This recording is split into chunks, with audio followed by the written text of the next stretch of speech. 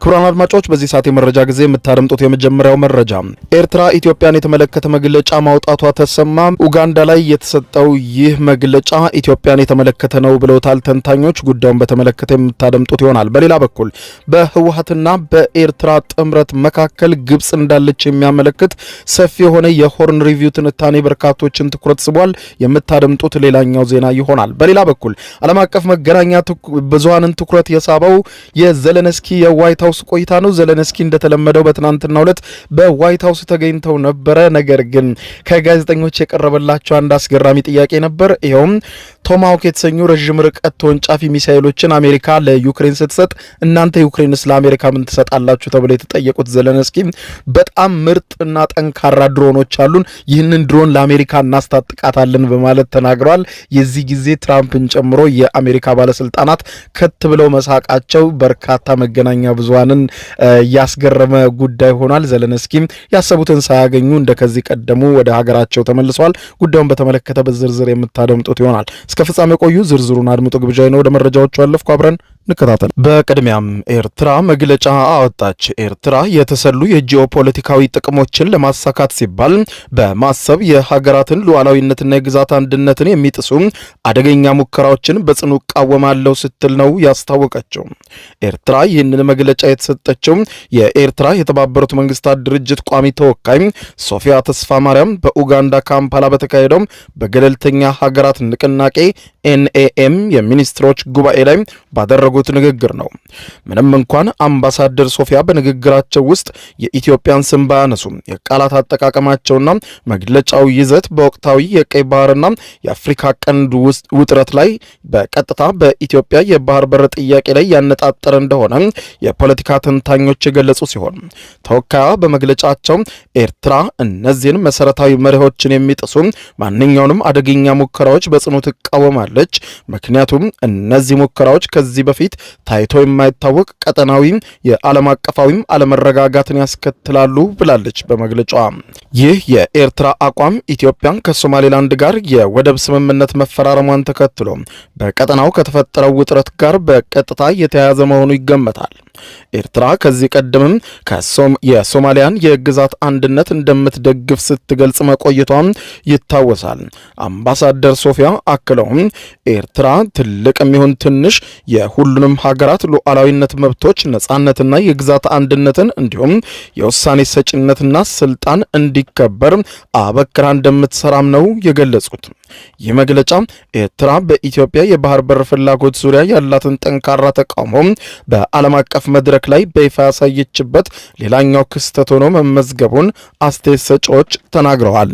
ይህ በዚህ እንዳለ ከፕሪቶሪያው የሰላም ስምምነት በኋላ ህዝባዊ ወያኔ ሓርነት ትግራይ ህወሓት በሁለት ዋና ዋና አንጃዎች መከፈሉንና ጠንካራ አቋም ያለው አንጃ ከቀድሞ ጠላቱ የኤርትራ መንግስት ጋር አዲስ ግንኙነት መመስረቱን ሆርን ሪቪው የተባለው ተቋም ባወጣው ሰፊ ትንታኔ የገለጸ ሲሆን ይህ አዲስ ትብብር በውጭ ኃይሎች የተቀነባበረ ሲሆን የኢትዮጵያን የቀጠናውንም መረጋጋት አደጋ ላይ የሚጥል ነው ሲል ዘገባው አስረድቷል። የህወሓት የውስጥ መከፋፈል ትንታኔው እንደሚጠቁመው ከጦርነቱ ማብቃት በኋላ በህወሓት ውስጥ ከፍተኛ የሆነ የሐሳብ ልዩነት መፈጠሩን አስረድቶ በቀድሞ የጊዜያዊ አስተዳደር ኃላፊ አቶ ጌታቸው ረዳ ይመራ የነበረውና እንደ ሌተናንት ጀነራል ጻድቃን ገብረትንሳኤ ያሉ አመራሮችን አካቶ የነበረው ቡድን የፕሪቶሪያውን የሰላም ስምምነት ሙሉ በሙሉ በመደገፍ ከኢትዮጵያ ፌዴራል መንግስት ጋር በትብብር መስራትን መርጧል። አቶ ጌታቸው ረዳም በመጨረሻ ከጊዜያዊ አስተዳደሩ ለቀው በጠቅላይ ሚኒስትሩ አማካሪነት መሾማቸው የዚህ አካሄድ ማሳያ እንደሆነ ገልጾ በአንጻሩ በድርጅቱ ውስጥ ከፍተኛ ስልጣን ባላቸው እነ ወይዘሮ ፈትለወርቅ ገብረ እግዚአብሔር በሚመሩት የድሮ የህወሓት አመራሮች ቡድን የተዋቀረው አንጃ ከፌዴራል መንግስቱ ጋር ያለውን ግንኙነት የሚቃወምና ጠላትነቱንም ማስፋት የሚፈልግ እንደሆነ ዘገባው ያመለከተ ሲሆን በዘገባው መሰረትም ይህ ቡድን በአሁኑ ወቅት ከኤርትራ መንግስት ጋር ወይም ህግደፍ ጋር የፖለቲካና የኢኮኖሚ ትብብር እንደፈጠረም ገልጿል።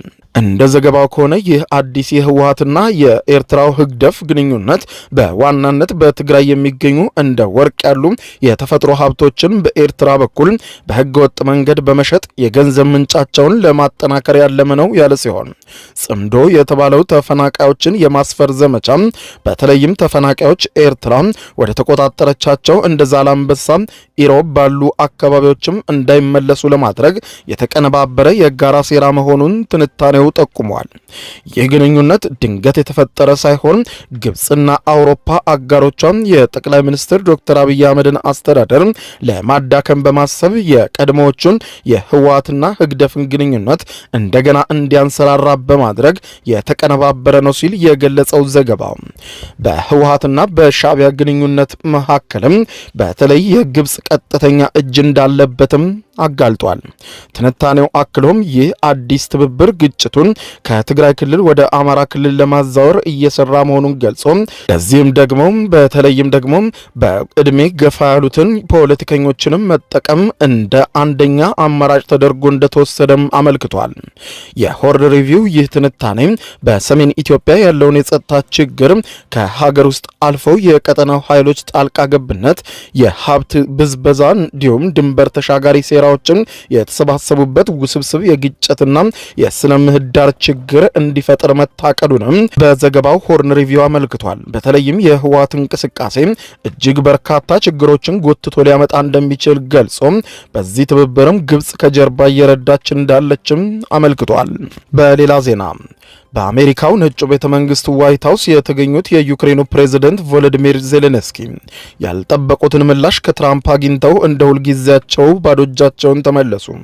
የዩክሬኑ ፕሬዝዳንት ቮሎዲሚር ዜሌንስኪ ከአሜሪካው ፕሬዝዳንት ዶናልድ ጄ ትራምፕ ጋር በዋይት ሃውስ ካደረጉት ውይይት በኋላ ይሰጠኛል ብለው ተስፋ ሰንቀው ወደ አሜሪካ የተጓዙለትን ቶም ሃውክ የተሰኙትን የአሜሪካ ረዥም ርቀት ተወንጫፊ ሚሳይሎችን በተመለከተ ምንም አይነት መሳሪያ አልሰጥም በማለት ከትራምፕ ምላሽ ተሰጥቷቸዋል። ትራምፕ ለዩክሬን ረዥም ርቀት ተወንጫፊ ሚሳይሎችን ሊሰጡ እንደሚችሉ ከዚያ ቀደም ተናግረው የነበረ ሲሆን ይህንን መነሻ በማድረግ ከዜሌንስኪ ጋር ከተወያዩባቸው ነጥቦች አንዱ የዚህ መሳሪያ ጉዳይ መሆኑ ሲገለጽ፣ ሆኖም ግን መሳሪያው ለዩክሬን እንዲሰጥ ስለመስማማታቸው በተመለከተ ተጠይቀው ሲናገሩ ትራምፕ ፈጽሞ መሳሪያውን ለመስጠት ፈቃደኛ አይደለንም፣ እኛም እኮ ትጥቅ ያስፈልገናል፣ እያነሳን ለዩክሬን የምንሰጥበት ምንም ምክንያት የለም ሲሉ ዜሌንስኪን ኩምሽሽ ያደረገ ምላሽ ሰጥተዋል። ዜሌንስኪ ከዚህ የትራምፕ ቆይታቸው በኋላ በብስጭት ከዋይት ሃውስ ወጥተው ሲሄዱም ታይተዋል። በውይይታቸው ስለ ረዥም ርቀት ሚሳይሎች መወያየታቸውን ፕሬዝዳንት ዜሌንስኪ የተናገሩ ሲሆን ሆኖም ግን አሜሪካ ነገሮችን ማባባስ ስለማትፈልግ መግለጫ ለመስጠት አልፈቀዱም ብለዋል። ከውይይቱ በኋላ ትራምፕ በማህበራዊ ሚዲያ ገጻቸው ዩክሬንና ሩሲያ ባሉበት ይቆሙ ሲሉ ጦርነቱ እንዲገታ እናሳስባለን ብለዋል። ትራምፕ ከዜሌንስኪ ጋር ከመወያየታቸው አንድ ቀን ቀደም ብሎ ከሩሲያው ፕሬዝዳንት ቭላዲሚር ፑቲን ጋር በስልክ አውርተዋል። በቅርቡም ሁለቱ መሪዎች በሃንጋሪዋ ዋና መዲና ቡዳፔስት ውስጥ ይገናኛሉ ተብሎ ይጠበቃል። ዜሌንስኪ ቶማሃውክ የተሰኙ ረዥም ርቀት ተወንጫፊ ሚሳይሎች ከአሜሪካ እንዲሰጣቸው የሚፈልጉት የሩሲያን የኃይል አቅርቦት ለመምታትና ለማዳከም ነው። ትራምፕ መሳሪያውን ለዩክሬን ሊሰጥ እንደሚችል ከዚህ ቀደም ተናግረው የነበረ ቢሆንም በዋይት ሃውሱ ውይይት ግን በግልጽ ሲናገሩ እኛም እኮ ክምችት ያስፈልገናል በማለት ነው የተናገሩት። ትራምፕ ሚሳኤል መላክ ጦርነቱን ማባባስ ቢሆንም ጉዳዩ ለውይይት ክፍት ነው ሲሉ ተናግረዋል። ቶማሃውክ የተሰኙ ሚሳኤሎች ሳያስፈልግ ጦርነቱን በቅርቡ እናቆመዋለን ብዬ ተስፋ አደርጋለሁ ሲሉም ትራምፕ ገልጸዋል። በዋይት ሃውስ በነበረው የሁለቱ መሪዎች ስብሰባ ላይ ጋዜጠኞች ለዩክሬኑ ፕሬዝዳንት ቮሎዲሚር ዜሌንስኪ አንድ ጥያቄ ጠየቁ ሲሆን ይሄውም አሜሪካ ለናንተ ወይም ለዩክሬን ረዥም ርቀት ተወንጫፊ ቶማሃውክ የተሰኙ ሚሳኤሎችን ሲሰጡ ዩክሬን በምላሹ ለአሜሪካ ምን ትሰጣለች ተብለው የተጠየቁት ዜሌንስኪ እኛ ደግሞ ምርጥ ድሮኖች አሉን፣ እነዚህን ምርጥ ድሮኖች ለአሜሪካ እንሰጣለን፣ እናስታጥቃታለን ሲሉ ተናግረዋል። ዜሌንስኪ ይህንን ንግግር ሲናገሩ የአሜሪካው ፕሬዝዳንት ዶናልድ ጄ ትራምፕና አማካሪዎቻቸው መሳቃቸው የበርካታ መገናኛ ብዙሃንን ትኩረት ስበዋል። ትራምፕ በፈገግታ ታጅበውና በተለይም በዜሌንስኪ ላይ የስላቅ አይነት ሳቅ እየሳቁ ዩክሬን በእርግጥም በእርግጥም ለኛ ድሮን ልትሰጠን እየተናገረች ነው በማለት ገልጸው ነገር ግን እኛ በጣም በርካታ ዘመናዊ ድሮኖች አሉን ያሉት የአሜሪካው ፕሬዝዳንት ዶናልድ ጄ ትራምፕ እርግጥ ነው ከሌሎች ቦታዎችም ዘመናዊ ድሮኖችን እንረከብና እንታጠቃለን ይሄኛው ግን ትንሽ ስላሳቀኝ ነው ሲሉ በዩክሬኑ መሪ ላይ ከፍተኛ የሆነ ስላቅ ተሳልቀዋል። የዘለንስኪ የዋይት ሃውስ ቆይታቸው አሁንም እንደከዚህ ቀደሙ በሀፍረት የተሞላ እንደነበርና ምንም አይነት የጦር መሳሪያም ሆነ ገንዘብ እርዳታ ሳያገኙ ወደ ሀገራቸው የተመለሱ ሲሆን የዩክሬኑ ፕሬዝዳንት ቮሎዲሚር ዜሌንስኪ ከመሳሪያው መከልከል በኋላ ለአውሮፓ መሪዎች ደውለዋል። ከትራምፕ ጋር የተነጋገሩትንም ጉዳይ ለአውሮፓ መሪዎች አስታውቀዋል። ቅድሚያ የሚሰጠው የሰዎችን ሕይወት ማዳን ነው። ዩክሬንም ደህንነቷ ተጠብቆ በመላው አውሮፓ የምንኖር ሰዎች ሰላም ማግኘት አለብን ብለዋል።